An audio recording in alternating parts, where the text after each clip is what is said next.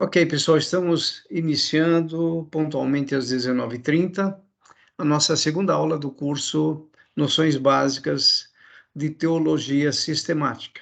Então vamos lá, recordando apenas aí o objetivo do curso, despertar no aluno, no candidato, o interesse pela teologia sistemática como fonte para o verdadeiro entendimento das doutrinas bíblicas como um todo, de tal forma que o mesmo, no caso, o candidato, né, o aluno, que é você, possa reconhecer a verdadeira ortodoxia, que é o ensino reto, o ensino correto das doutrinas bíblicas, é isso que significa essa palavra ortodoxia, seja através de conteúdos escritos, ministrados numa aula, uma aula bíblica, ou nas pregações. Então, a nossa intenção é despertar você, é mostrar a você que dentro da teologia existe a teologia sistemática, que vai te dar uma ordem, vai te dar uma sistemática de estudo para que você possa se desenvolver, principalmente no conhecimento das doutrinas bíblicas. Muito bem, essa é a aula 2, então, e vamos falar sobre a importância da teologia sistemática para a apologética, para a hermenêutica e para a homilética. Então, aí já começando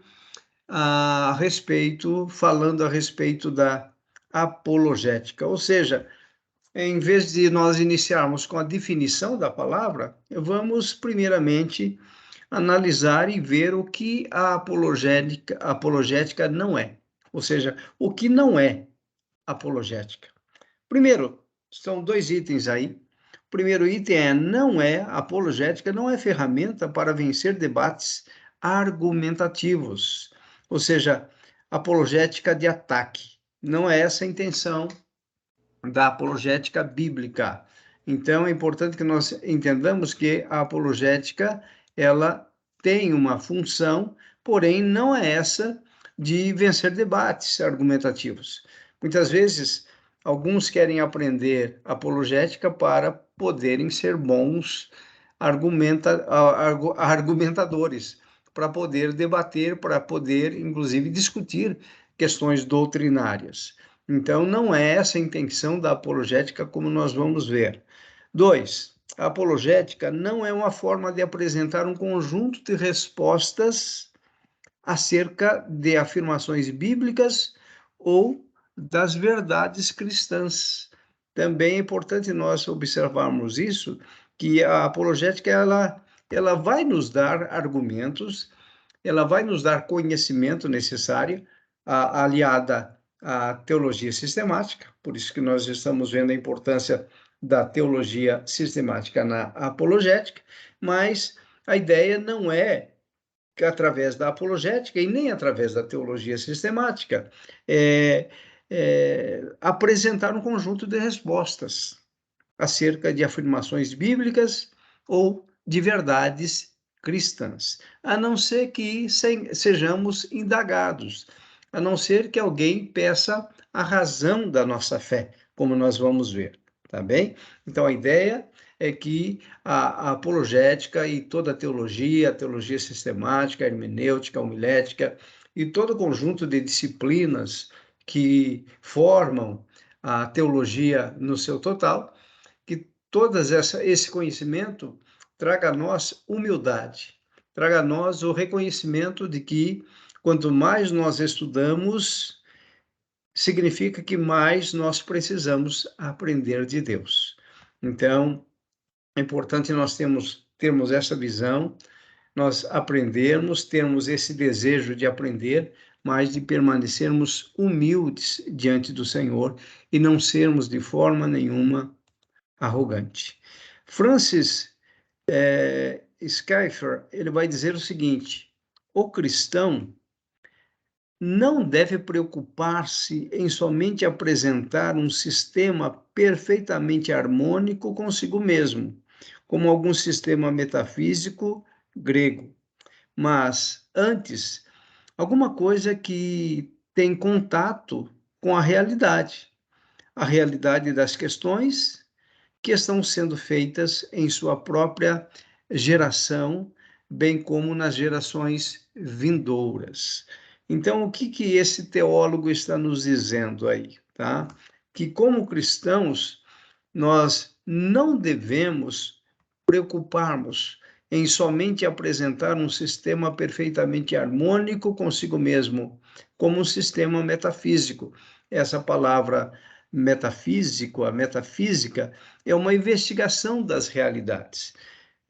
A ideia aqui que ele está querendo dizer que o cristão ele não deve fazer a apologia ou estudar apologética para formar, então, um raciocínio lógico, uma investigação da realidade. Mas antes, olha só, alguma coisa que tem contato com a realidade. Então, nós vamos, através da apologética, ter contato com a realidade bíblica para nós termos uma visão correta de mundo, tá? E isso é importante nós entendermos. A realidade das questões que estão sendo feitas em sua própria geração. Então, quando a gente fala em visão de mundo, existe um termo teológico chamado de cosmovisão cristã. Por quê? Porque o mundo ele pode ser visto por diversos ângulos. Então, uma coisa é você ver o mundo segundo os raciocínios humanos, segundo aquilo que o homem mesmo propõe que nós vejamos o mundo. Então, como que nós devemos ler o mundo? Ou seja, o nosso pensamento é a nossa forma de ler o mundo. Então, como eu citei já na aula anterior, a questão, por exemplo, do aborto. Como que nós vamos ler o mundo? Então, nós temos, por exemplo, a nossa única razão de fé e conduta, que é a palavra de Deus. Então, não tem sentido eu ver o mundo, eu analisar a questão do aborto através do meu próprio pensamento. Mas eu preciso, à luz da Bíblia, então eu vou colocar um óculos para enxergar como Deus enxerga. É isso que a teologia sistemática vai fazer conosco, é isso que a apologética vai fazer conosco, para que nós possamos então colocar os óculos na palavra, ou os óculos da palavra, para ver o que a palavra nos diz a respeito do aborto. A ideologia de gênero é outra questão. Então, como que eu vou ser, como que um cristão vai ser a favor da ideologia de gênero? Ele não dá para ser cristão e fazer uma leitura da ideologia de gênero sendo favorável à ideologia de gênero. Então, quando nós olhamos para Gênesis, nós vamos ver que Deus criou a família. Deus criou o homem e a mulher para que, através desse relacionamento entre marido e esposa, a família fosse gerada, os filhos fossem gerados. E isso tem acontecido desde a criação do ser humano. Portanto, não tem sentido um cristão analisar favoravelmente a ideologia de gênero ou o aborto sem fazer uma leitura bíblica. Então, quando nós entendemos que agora a nossa forma de ler, os nossos óculos são óculos cristãos, nós estamos então fazendo uma cosmovisão cristã. Cosmo é mundo, visão é como nós olhamos o mundo. Então, a leitura que nós vamos fazer é com base no que a palavra diz, ok? Muito bem, então isso é importante, e esse teólogo aqui, Francis Schaeffer, está dizendo mais ou menos isso para nós. Agora, vamos definir apologética. Na primeira carta de Pedro, no capítulo 3, versículo 15, nós temos esse versículo aí, olha só. Antes, santifiquem Cristo como Senhor no coração. Estejam sempre preparados para responder a qualquer que lhes pedir a razão da esperança que há em vocês. Então, Pedro escreveu, movido pelo Espírito Santo, como nós sabemos, é o autor das Escrituras, a inspiração vem do Espírito Santo, mas ele também moveu homens para escrever aquilo que ele inspirou. E aqui, então, Pedro vai escrever essa questão aí, não é? A palavra responder aí, o que foi traduzido por responder na nova versão, não na Almeida Revista e Atualizada, na versão Almeida Revista e Atualizada, é a palavra apologia, ok? Então você tem a palavra aí no grego, apologia, e transliterando para o português é apologia, né? Muito bem, então o que vem a ser a apologia que Pedro está dizendo aqui, tá? Ele vai dizer o seguinte, que isso é um discurso em defesa. Então, a apologia ou a apologética é algo que nós vamos defender, ok? Então, como que nós vamos fazer essa defesa? É isso que nós precisamos entender. Então, é uma defesa verbal, é um discurso em defesa, uma afirmação ou argumento raciocinado. Ou seja, nós vamos usar a nossa mente, aquilo que nós aprendemos, por exemplo, dentro da disciplina Cristologia, que faz parte da teologia sistemática.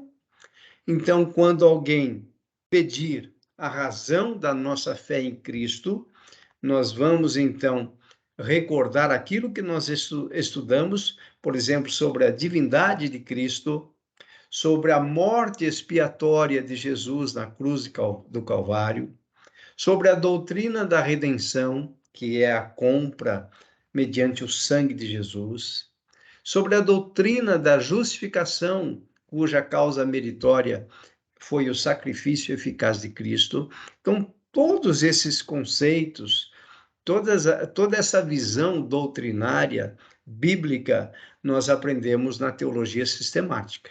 Então, a gente já pode começar a associar que o conhecimento da teologia sistemática é importante e é fundamental para nós podermos defender a nossa fé, ou seja, fazer apologética. Então, essa palavra apologia é exatamente isso, é uma defesa verbal. Então, se alguém pergunta qual é a razão da minha fé em Cristo, eu tenho uma infinidade de informações pelo estudo que nós fazemos da teologia sistemática e também da teologia bíblica, que nós vamos ver na próxima aula. Então, eu estou adquirindo conhecimento para poder, então, realizar uma defesa da minha fé, daquilo que eu creio. Então, isso é apologia. Muito bem. Dando continuidade. A apologética serve para mostrar aos incrédulos a veracidade da fé cristã. Olha aí. Aqui nós já estamos, então, numa definição da apologética. Ela tem esta função. Veja, a função não é debater, apesar de que a apologética, no seu conceito, é defesa da fé, mas não no sentido de um debate, de uma competição.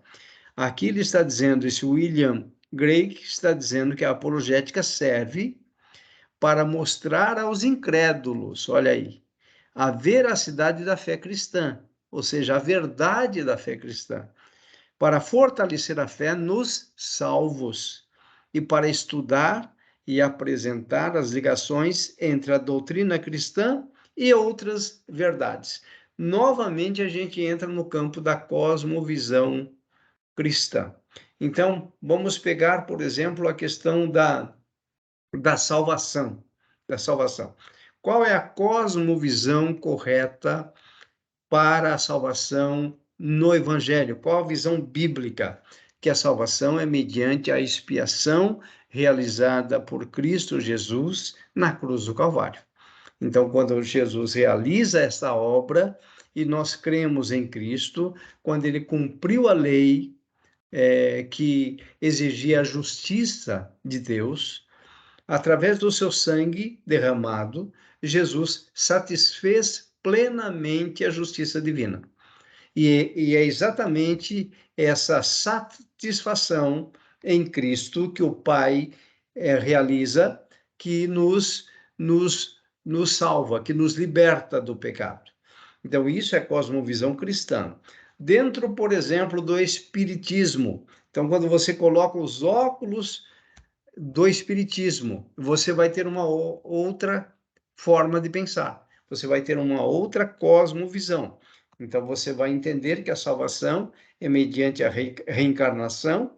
Então, quanto mais boas obras você fizer aqui nesta terra, você vai morrer, reencarnar e você vai aperfeiçoando aos poucos. Isso é uma cosmovisão espírita, por exemplo, né? Os muçulmanos, né, dentro do islamismo, eles colocam os óculos da Bíblia deles, não é? Que esqueci o nome agora. Mas o que acontece? Nós temos a nossa Bíblia evangélica e eles têm o Alcorão, não é? Eles têm o Alcorão. Então, pela leitura, pelo conhecimento do Alcorão, eles vão ter a visão de salvação deles. Estão entendendo?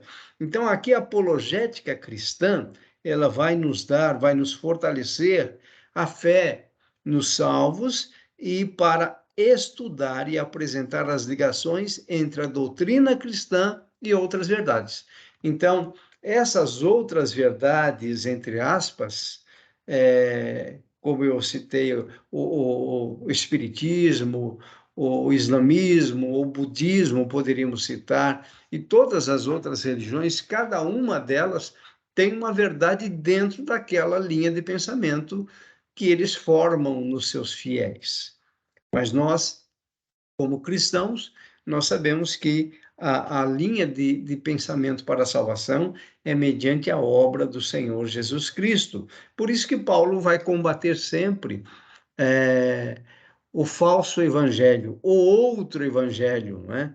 Aquele evangelho que sempre coloca um pouco de verdade, mas vai misturar com alguma coisa.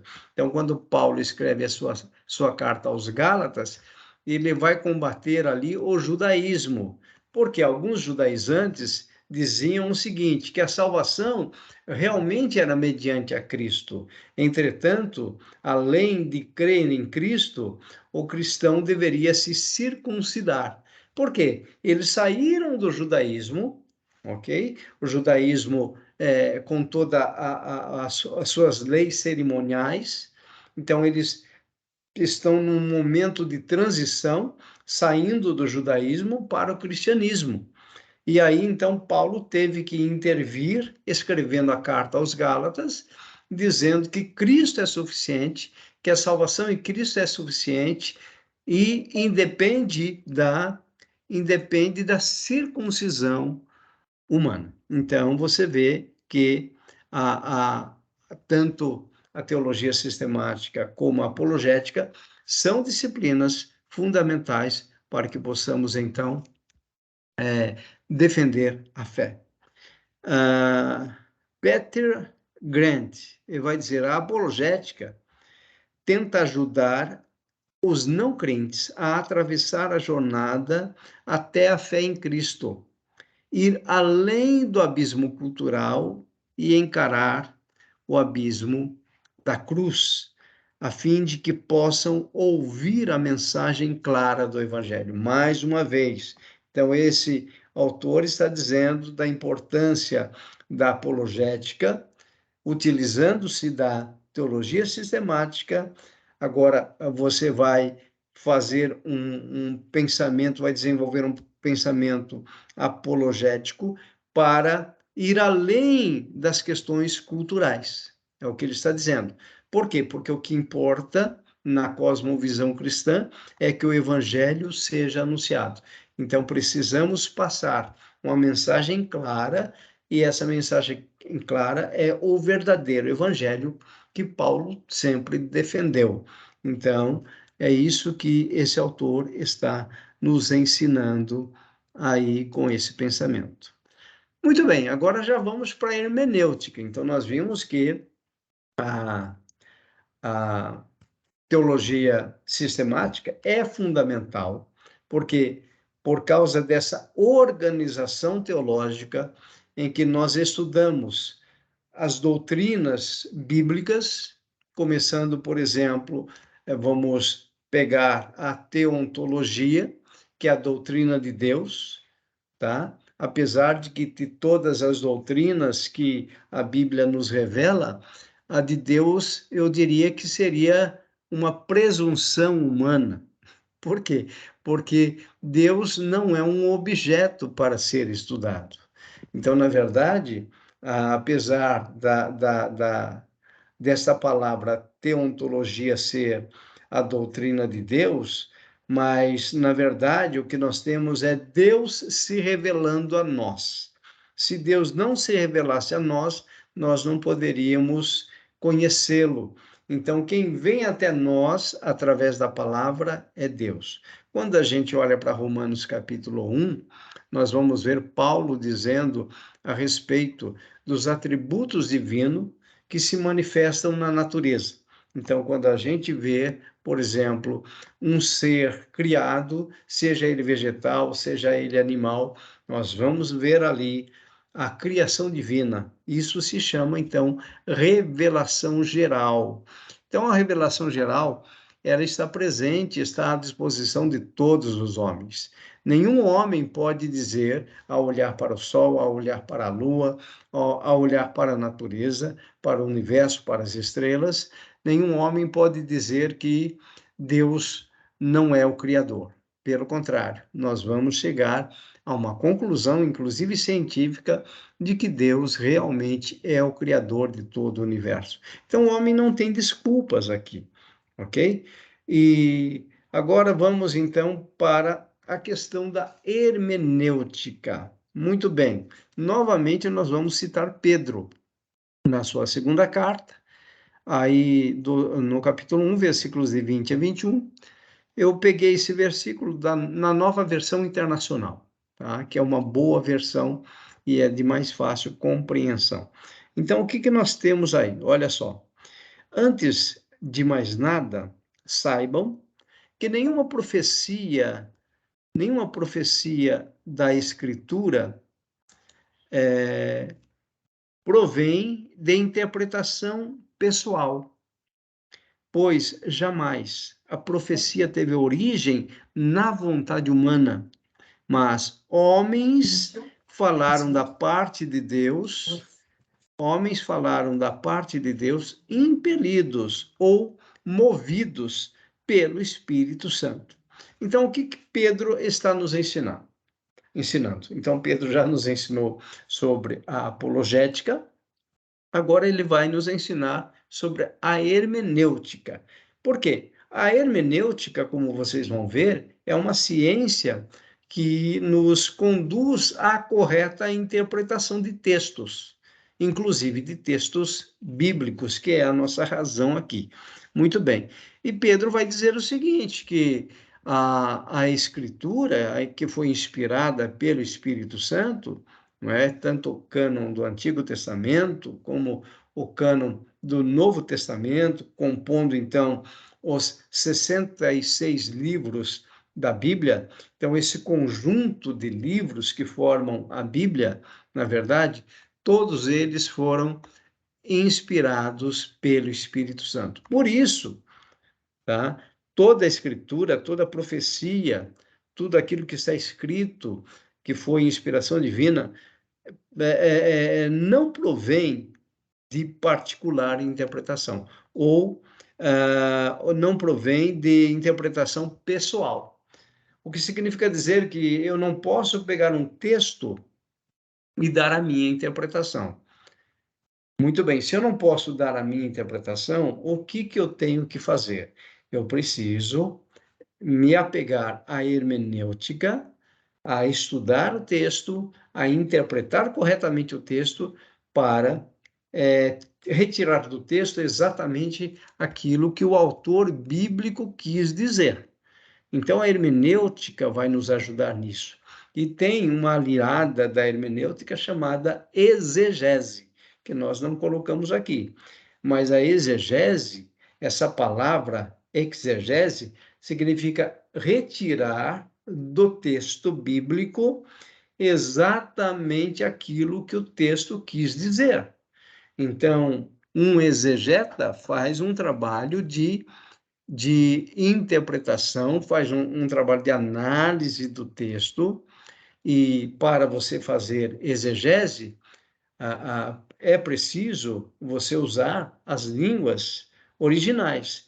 Então, uma exegese de textos do Antigo Testamento requer que a análise, que a exegese seja feita usando-se a língua hebraica. Do Novo Testamento, a exegese vai ser feita utilizando-se a língua grega. Então, logicamente que nós não dominamos nem o hebraico, nem o grego. É por isso que, dentro da hermenêutica, nós vamos usar a exegese, mas a exegese pronta. Por isso que os bons comentários bíblicos vão nos ajudar na questão da boa interpretação de textos, para nós não cairmos no erro de interpretar um texto erroneamente. Então, se Deus tem um chamado para você, se Deus tem um chamado para mim, tem um chamado para nós, na área do ensino, na área da ministração da palavra, na área da pregação, nós precisamos conhecer não somente a teologia sistemática, que nos dá informações e conhecimentos teológicos a respeito das doutrinas bíblicas, mas nós precisamos também saber interpretar o texto. Se nós não soubermos interpretar, nós teremos problemas sérios, e isso prejudica a congregação que está nos ouvindo ou os alunos que estão sendo ministrados por nós. Veja só a questão da origem da palavra hermenêutica. Essa palavra é de origem grega, né? A hermenêutica, hermeneu, no grego, é tida como filosofia da interpretação, sendo associada ao deus grego Hermes, que, segundo a lenda, ele traduzia tudo que a mente humana não compreendesse, sendo chamado, então, de deus intérprete. Ou seja, Hermes, não é? Esse deus da mitologia grega, era, então, o grande intérprete de todas as coisas. Então, aquilo que a mente humana não compreendesse, os gregos iam para Hermes, para que Hermes pudesse, então, trazer uma interpretação. Daí vem, então, a origem da palavra hermenêutica, ok? Então, você pode fazer hermenêutica sem nenhuma preocupação, porque você não vai estar adorando o deus grego Hermes, ok? Apenas a origem da palavra é que surgiu ali desse Deus com letra minúscula, chamado de Hermes, né? O Deus intérprete.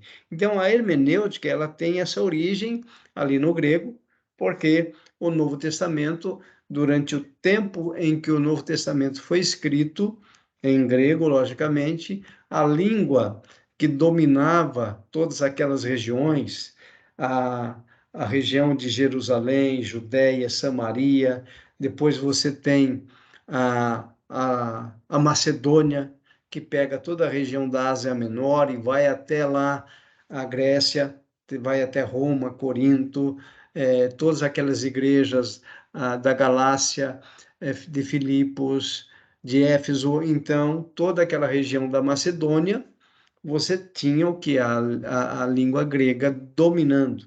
Então, o Novo Testamento foi escrito em grego exatamente por isso. É como se nós tivéssemos, se Jesus tivesse vindo em carne hoje, a Bíblia seria escrita provavelmente em inglês, que é uma língua onde se fala na maioria dos dos países. Então, o grego era muito falado naquela ocasião, um grego chamado um grego comum, não é, que todos entendiam, que é o grego koiné, ok? Existe o grego clássico, mas o grego em que a Bíblia foi escrita foi o grego koiné. Muito bem, vamos agora então para um intervalo, que são 20 horas, e às 20 horas e 10 minutos nós retornamos para a segunda parte desta aula.